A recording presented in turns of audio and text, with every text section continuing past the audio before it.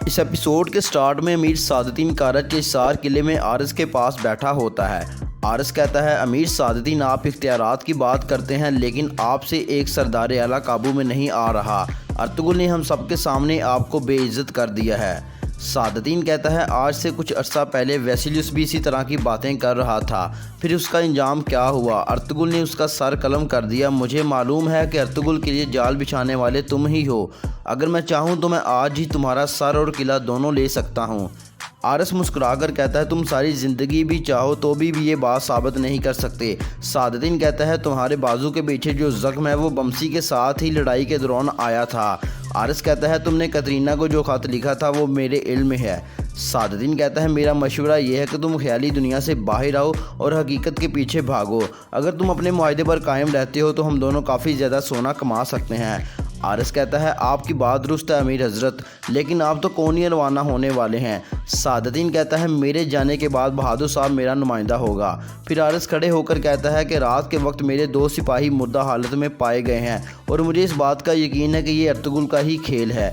سعادتین کہتا ہے تمہیں ایک بات پر یقین رکھنا چاہیے اور وہ یہ ہے کہ اگر ارطغرل جانتا ہوتا کہ اس کے لیے جال بچھانے والے تم ہو تو وہ تم کو حانلی بازار میں ہی قتل کر دیتا۔ لہٰذا اس کو حقیقت کا علم ہونے سے پہلے ہمیں اسے مار دینا چاہیے، جس کے بعد وہ آپس میں ہاتھ ملا لیتے ہیں۔ ادھر جنگل میں اعتزیز ارطغرل کو کمانڈر یورگو کے پاس لاتا ہے۔ ارطغرل اس کا گریبان پکڑ کر کہتا ہے میرے لیے جال بچھانے والا عارض ہے اور مجھے اس بات کا علم ہو گیا ہے، لہٰذا تم مجھے ساری بات تفصیل سے بتاؤ۔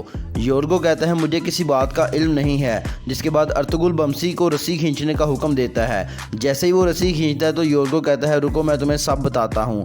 یورگو کہتا ہے ہمیں اسی رات حکم ملا تھا کہ ڈاکوؤں کے بھیس میں ہم گھات لگا کر ارطغرل صاحب پر حملہ کریں گے اور انہیں مار ڈالیں گے۔ پھر آرتک بھائی ارطغرل صاحب سے کہتے ہیں کہ میرے علم کے مطابق جس رات سلطان نے آپ کو جنگ پر جانے کو کہا اسی رات عارض نے آپ پر حملہ کرنے کا منصوبہ بنایا۔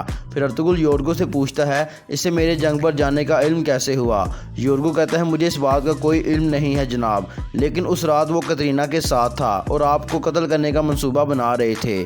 اعتزیز کہتا ہے اس کا مطلب یہ ہے کہ کترینہ نے اسے بتایا ہوگا۔ ارطغرل کہتا ہے یہ خبر کترینہ کو سلطان کا ہی کوئی قریبی آدمی دے سکتا ہے۔ آرتک بھائی کہتے ہیں اس رات آپ کے ساتھ ساتھ امیر سعادتین بھی سلطان کے ساتھ موجود تھا۔ ارطغرل کہتا ہے مجھے بھی اسی پر شک ہے۔ ادھر کارج کے حصار قلعے میں عارض اپنے کمانداروں سے کہتا ہے کہ مجھے اس بات کا شک ہے کہ ارطغرل صاحب ہمارے بارے میں سب جانتے ہیں، لیکن وہ ہمارے ساتھ کوئی کھیل کھیل رہا ہے اور مجھے رات کے معاملے پر بھی اس کے ملوث ہونے کا خدشہ ہے۔ ادھر جنگل میں بھی تفتیش جاری ہوتی ہے۔ ارطغرل یورگو سے پوچھتا ہے کہ عارض نے تمہیں آخری پیغام کیا دیا ہے؟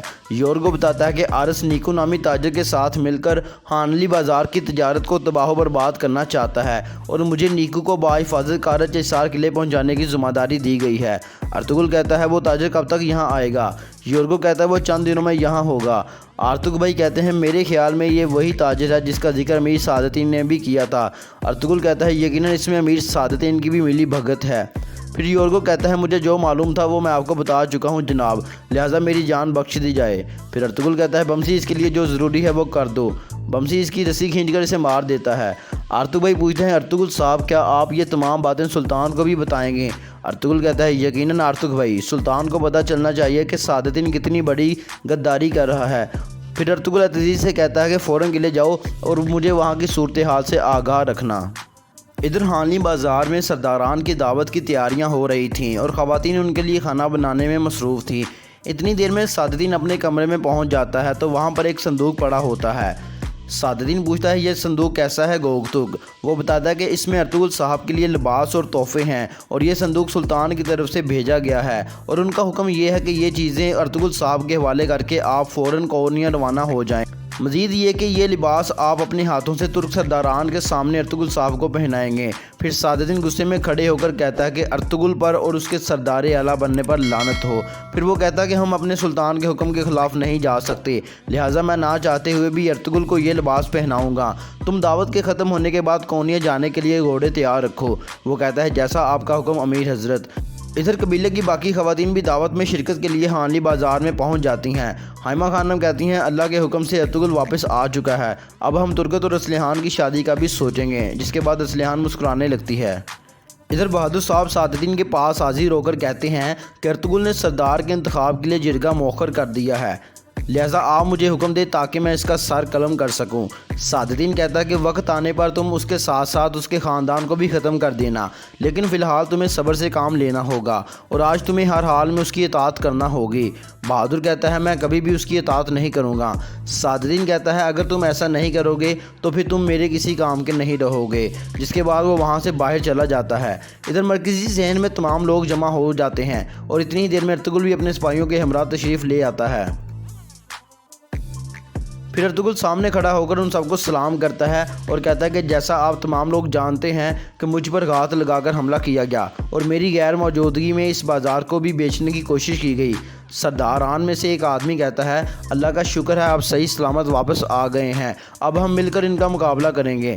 صادقین پھر آگے بڑھ کر کہتا ہے ہمارے سلطان بہت زیادہ خوش ہیں کہ ہمارے سردار اعلیٰ صحیح سلامت واپس آ چکے ہیں اور اسی لیے انہوں نے ارطغرل صاحب کے لیے تحائف بھیجے ہیں اور مجھے یہ ذمہ داری سونپی ہے کہ میں خود اپنے ہاتھوں سے ارطغرل صاحب کو وہ تحفے دوں، جس کے بعد وہ تمام در امانتیں ارطغرل صاحب کے حوالے کر دیتا ہے۔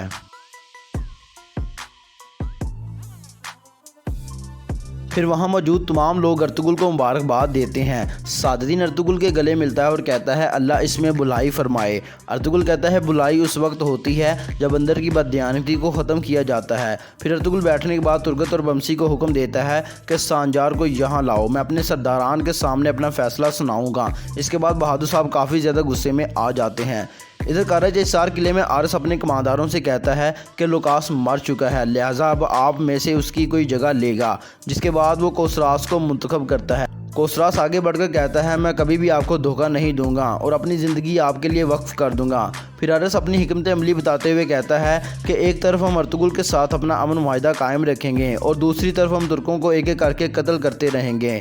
کوسراس کہتا ہے جناب ہم نے ڈاکوؤں کی مدد سے قافلوں پر حملے کروائے ہیں، لیکن اب ہم ان کے قبائل پر بھی حملے کرواتے ہیں تو پھر کوئی بھی امن باقی نہیں رہے گا۔ عارس مسکرا کر کہتا ہے ہم یہ کام نہیں کریں گے بلکہ ہمارا عظیم سپاہی تیتن یہ کام کرے گا۔ کوسراس کہتا ہے وہ بہت خطرناک آدمی ہے جناب، وہ کہیں ہمارے لیے خطرہ نہ بن جائے۔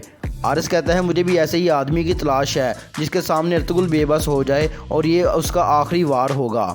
ادھر ہانلی بازار میں ترگت اور بمسی سانجار کو ارطغرل کے سامنے لا کر پیش کرتے ہیں۔ ارطغرل کہتا ہے تم نے اپنے سپاہیوں کے ساتھ مجھ پر تلوار کے ذریعے حملہ کیا، کیا تم اپنے حق میں کچھ کہنا چاہتے ہو؟ سانجار کہتا ہے آپ نے میرے والد کا حق ضبط کرنے کی کوشش کی اور ہماری روایات کے مطابق میری یہ ذمہ داری بنتی تھی اور میں نے وہی کیا جو مجھے کرنا چاہیے تھا۔ ارطغرل کہتا ہے تمہاری اس حرکت کی وجہ سے 2 معصوم لوگوں کی جان چلی گئی ہے، مجھے یہ لگا شاید تم اپنے کیے پر شرمندہ ہوگے، لیکن تم اب بھی اپنی ضد پر قائم ہو۔ پھر ارطغرل تمام سرداران سے کہتا ہے میں ایسے آدمی کو اپنے درمیان دیکھنا نہیں چاہتا، آج اگر یہ مجھ پہ تلوار اٹھا سکتا ہے تو کل آپ میں سے بھی کسی کے اوپر تلوار اٹھا سکتا ہے۔ سوائے بہادر صاحب کے وہ تمام لوگ کہتے ہیں آپ ٹھیک بات کر رہے ہیں ارطغرل صاحب۔ پھر ارطغرل سانجار سے کہتا ہے تمہیں تمہاری اس حرکت کی وجہ سے ان زمینوں سے بے دخل کیا جاتا ہے، فوراً سے اپنا گھوڑا اور تلوار دو اور یہاں سے چلے جاؤ، اگر دوبارہ یہاں نظر آئے تو مار دیے جاؤ گے۔ جس کے بعد وہ اپنے سپاہیوں کو حکم دیتا ہے کہ اسے باہر لے جاؤ۔ پھر بہادر صاحب غصے میں کھڑے ہو کر کہتے ہیں میں آپ کو ایسا نہیں کرنے دوں گا ارطغرل صاحب، کیونکہ اس غلطی میں آپ کا بھائی دھندار اور آپ کا جرگہ بھی شامل ہے۔ ارطغرل کہتا ہے میں نے ابھی تک ان کو معاف نہیں کیا ہے، لہذا آپ پر لازم ہے کہ آپ اپنے سردار اعلیٰ کی اطاعت کریں، ورنہ آپ کو اور آپ کے قبیلے کو بھی میں آپ کے بیٹے کی طرح ان زمینوں سے بے دخل کر دوں گا۔ بہادر کہتا ہے کیا یہ تمہارا انصاف ہے جس کے لیے تم حاکم اعلیٰ بنے ہو؟ پھر وہ تمام ترک سرداران سے کہتا ہے کہ تم سب یہاں خاموشی کے ساتھ بیٹھے ہو جبکہ تم کو اس ظلم کے خلاف کھڑے ہونا چاہیے۔ جس کے بعد ارطغرل اور صادقین غصے میں کھڑے ہو جاتے ہیں۔ صادقین کہتا ہے بہادر صاحب آپ اپنی حد میں رہیے، کہیں ایسا نہ ہو کہ ارطغرل صاحب آپ کا سر ابھی اپنی تلوار سے کاٹ ڈالیں، ہمارے صبر کو مت آزمائیے۔ ارطغرل صاحب یہاں کے حاکم اعلیٰ ہیں، ان کا حکم ہی ریاست کا حکم ہے، یا تو ارطغرل صاحب کی اطاعت کرو یا پھر یہاں سے چلے جاؤ۔ پھر تمام معتدین صادقین کی بات سے اتفاق کرتے ہیں، جس کے بعد تمام ترک سرداران ارطغرل صاحب کا ہاتھ چوم کر اس کی اطاعت قبول کر لیتے ہیں۔ پھر آخر میں بہادر صاحب بھی ارطغرل صاحب کا ہاتھ چومتا ہے اور اس کی اطاعت قبول کر لیتا ہے۔ پھر ارطغرل کھڑے ہو کر سرداران سے کہتا ہے ہمیں چاہیے ہم اپنی زندگیاں اللہ کے مقرر کردہ طریقوں کے مطابق گزاریں، ہم کسی پر ظلم نہیں کریں گے اور مل کر اپنے دشمنوں کو نیست و نابود کر ڈالیں گے اور انصاف کا پرچم ساری دنیا میں بلند کر کے ہی دم لیں گے۔ ادھر کارج اسار قلعے میں ایک عام آدمی کو لایا جاتا ہے۔ عارس اپنے سپاہیوں سے کہتا ہے بہت جلد آپ پوری دنیا کو فتح کرنے کے لیے اس قلعے کو چھوڑ دیں گے۔ پھر وہ اس آدمی کے سر پر ایک سیب رکھ دیتا ہے اور کہتا ہے اگر آپ کا نشانہ چونگا تو اس کا مطلب یہ ہوگا کہ آپ نے ان زمینوں کو کھو دیا ہے۔ پھر وہ تیر چلاتا ہے جو سیدھا سیب پر جا لگتا ہے۔ फिर वो सोने से भरी हुई एक गुठली हाथ में पकड़ कर कहता है, जो भी सिपाही सेब पर तीर मारेगा ये गुठली उसकी होगी। इतनी देर में एक आदमी तीर इसकी गुठली पर मार देता है। आरिस कहता है, मुझे वो आदमी जिंदा चाहिए। जिसके बाद इसके सिपाही इसको पकड़ते हैं।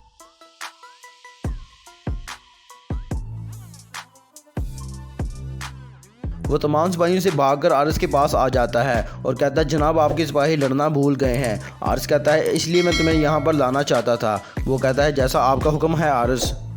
और इस तरह से इस एपिसोड का यहाँ पे इख्तिताम हो जाता है। दोस्तों, जाते हुए वीडियो को लाइक कर दें, ज़्यादा से ज़्यादा शेयर कर दें, उस चैनल को सब्सक्राइब कर दें।